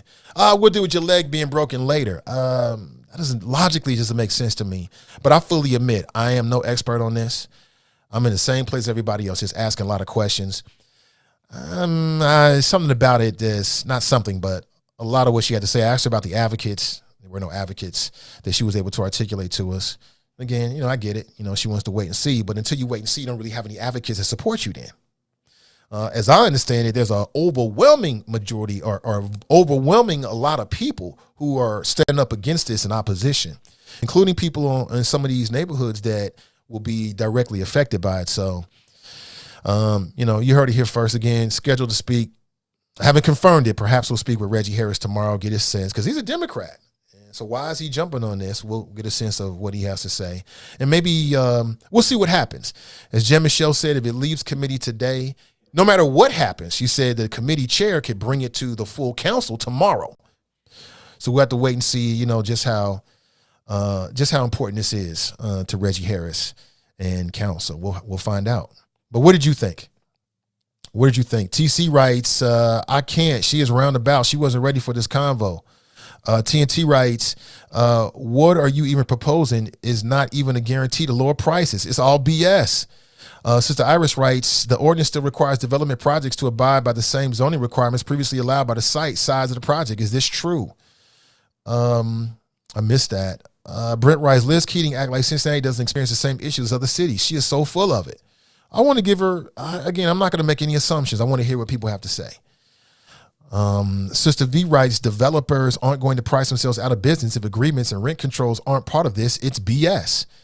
And what they might also do is, again, you're putting a lot of trust and a lot of responsibility in the hands of people who are only about the bottom line. I'm not saying developers don't care about Cincinnati. I'm sure some of these folks live in Cincinnati. They care about the city. They want the city to do well. But now they've made a tremendous investment, and they want a return on their investment. They want their money back, plus some. They want to make a profit. That's the whole point. I get it. So is this the right? Nah. Like again, you heard what I had to say to Liz. I still feel the same way. I remain unconvinced. Brian writes, the issue is she believes in the market. Those unite will never again be affordable to working people until they abandon the area and gentrify somewhere else, which only happens if a depression hits or something catastrophic. Otherwise, it's a wrap for half a century or more.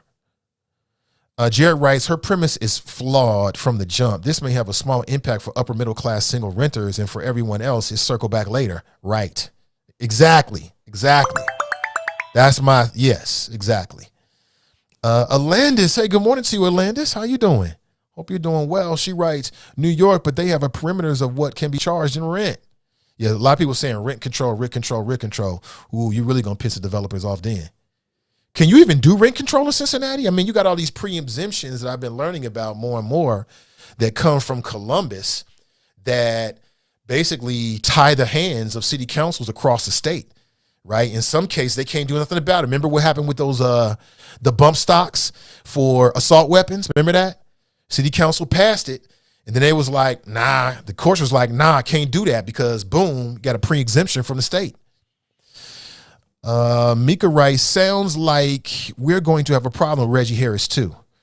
I don't know. I'm not going to assume anything. I'm not going to assume anything about the brother or anybody else. I mean, I'll just ask him questions and respond in the moment. I'm looking to hear what people have to say though that are closer to it than I, because maybe I might learn something. They might say something like, "Oh, that makes sense." I did not hear that. To my brain and the way I look at the world, I don't see it. Ronald writes, "We can use red tape when we see red flags." I know that's right. Listen, folks, I really appreciate you being here. That is my time. I plan to be back with you and hopefully better than ever tomorrow morning, bright and early at 8 a.m. I'll leave you with this. Our motto is real simple. You can say it together. Winners focus on winning, and losers focus on winners. So stay focused and stay winning, and we'll talk real soon. Until next time, I'm Nate Ivey, and I'm out.